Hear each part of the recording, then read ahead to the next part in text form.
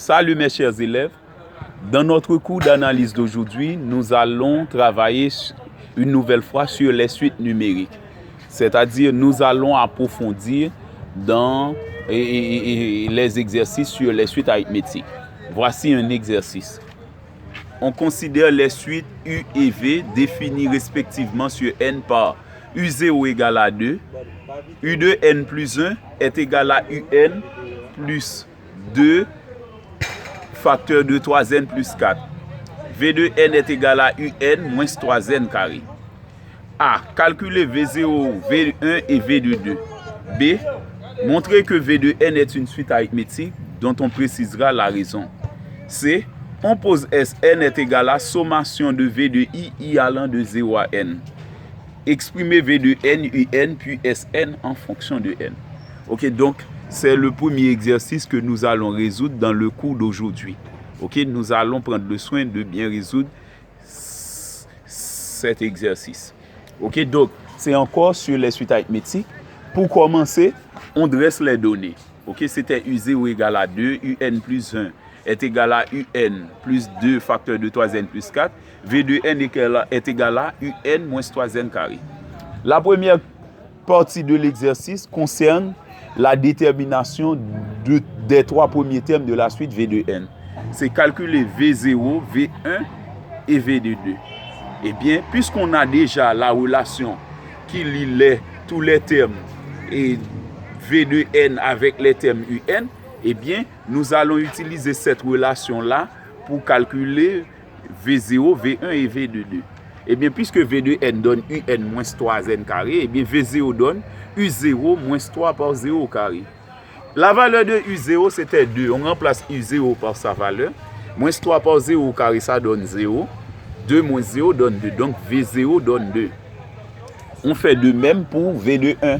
OK? On remplace n par 1 dans la relation.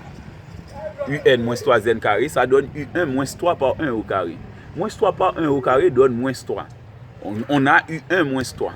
Puisqu'on ne connaît pas la valeur de U1, on appelle la relation 1. Maintenant, nous allons chercher U1. OK? On avait une relation de récurrence entre UN plus 1 et UN en fonction de n. Et ensuite en fonction de n. Eh bien, nous allons utiliser cette relation de récurrence pour trouver U1. OK? On attribue à n ici la valeur 0. Ça donne U0 plus 1 est égal à U0 plus 2 facteur de 3 fois 0 plus 4. On remplace n par 0 dans cette relation. Puisqu'on fait 0 plus 1, ça donne 1. Puisqu'on connaît U0, on remplace U0 par sa valeur qui donne 2. Maintenant, 3 par 0 plus 4. 3 fois 0 donne 0 plus 4, ça donne 4 par 2, ça donne 8. Eh bien, on a 2 plus 8 pour U1 qui donne 10. Puisqu'on connaît U1, on peut revenir à la relation 1 pour trouver V1. Donc, V1 donne U1 qui donne 10 moins 3. Donc, V1 donne 7. OK? Maintenant, pour terminer avec la première partie, on va calculer V de 2. V de 2, c'est U de 2 moins 3 par 2 au carré, en remplaçant n dans cette relation par 2. OK? Donc, moins 3 par 2 au carré, c'est donc moins 3 par 4 qui donne moins 12. On a U de 2 moins 12. Puisqu'on ignore également la valeur de U2, on utilise la même relation de récurrence, OK, qu'on a utilisé pour trouver U1 pour trouver U2. Eh bien, on attribue à n cette fois-ci la valeur 1. OK? Eh bien, on va avoir de ce fait U1 plus 1 est égal à U1 plus 2 facteur de 3 par 1 plus 4. 3 par 1 plus 4 n'est autre que 7. Et 7 fois 2 donne 14. Eh bien, puisqu'on connaît la valeur de U1, U1 donne 10. Eh bien, on a U de 2 est égal à 10 plus 14. 10 plus 14 qui donne 24. Maintenant, on revient à la relation 2. On remplace U2 par sa valeur. Donc, V de 2 donne 24 moins 12 qui donne 12. Donc, V de 2 donne 12. OK? Donc, c'était tout pour la première partie de l'exercice. Maintenant, dans la deuxième partie, on demande de montrer que V de n est une suite arithmétique dont on précisera la raison.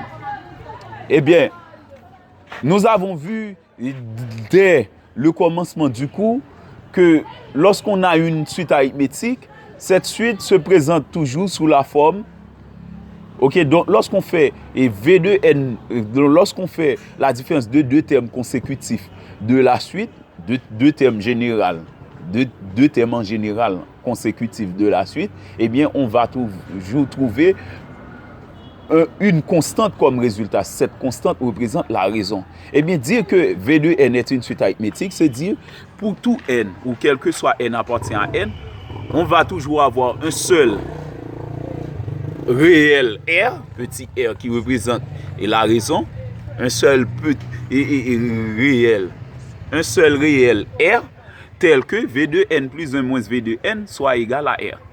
Maintenant, on va calculer V2N plus 1 moins V2N.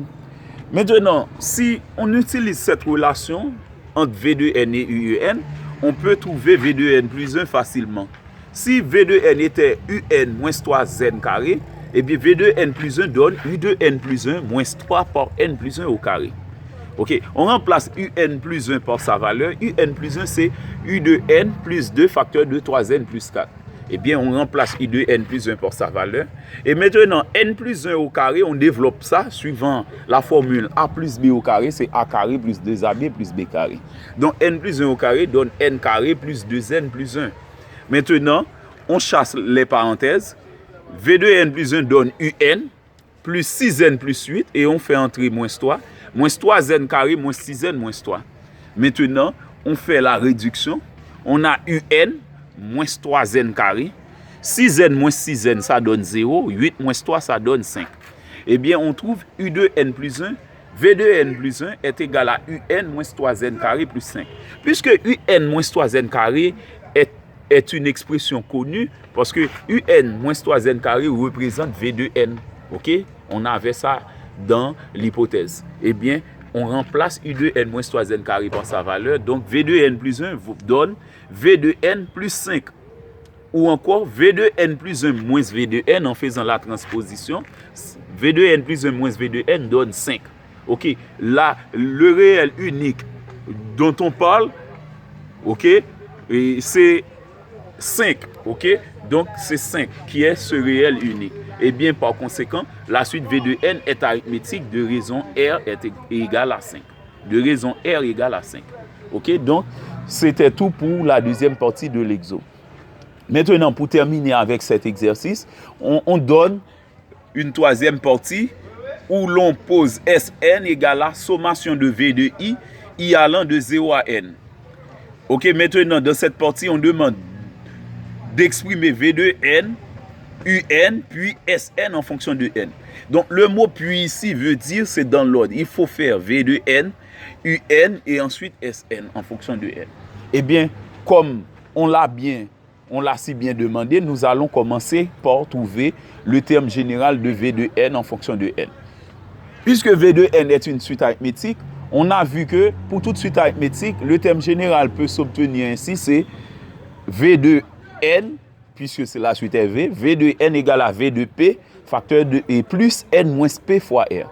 V de N égale à V de P plus N moins P fois R. Puisque la suite est définie sur N, on connaît P. On peut attribuer à P la valeur 0. Ok? Donc, on connaît non seulement V0, on connaît V de 1, on connaît V de 2. Ok? Donc, on pourrait prendre n'importe quelle valeur, soit V pour P égale 1, pour P égale 2, pour P égale 0. On fait choix de V de 0. Ok? V0 qui est le terme le plus simple. Ok? On attribue à P la valeur 0. En attribuant à P la valeur 0, on a V0 plus N moins 0 fois R. La valeur de V0, c'est 2. On remplace V0 par sa valeur. N moins 0 donne N et on remplace R par sa valeur puisque la suite V de N était arithmétique de raison R égale à 5. Eh bien, on a V de N égale à 2 plus 5N.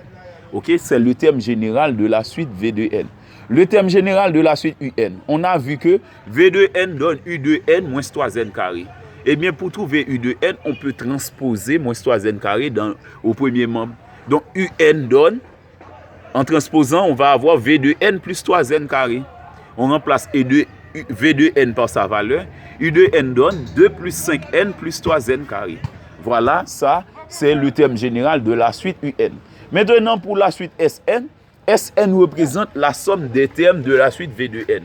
Puisqu'on connaît la nature de la suite V de n, c'est une suite arithmétique, eh bien nous allons utiliser la formule de la somme des termes d'une suite arithmétique.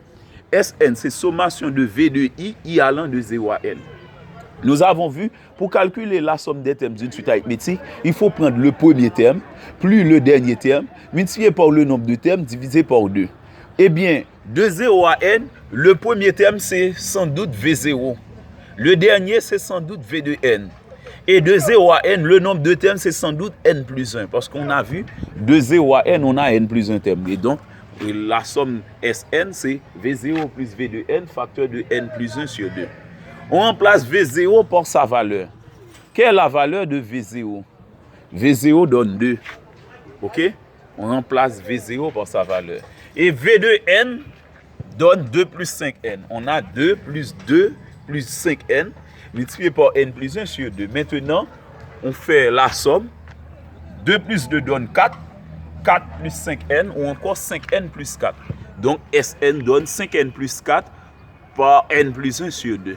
Donc ici, on pourrait développer ça, mais ce n'est pas la peine, parce qu'on n'a pas demandé de montrer que ça donne quelque chose. Donc on pourrait rester avec le résultat sous forme de facteur. Ok, donc Sn, c'est 5n plus 4 par n plus 1 sur 2. Ok, donc si vous trouvez intéressant mes cours d'analyse, je vous encourage à vous abonner. Parce que c'est le seul moyen que vous avez pour m'encourager dans le domaine.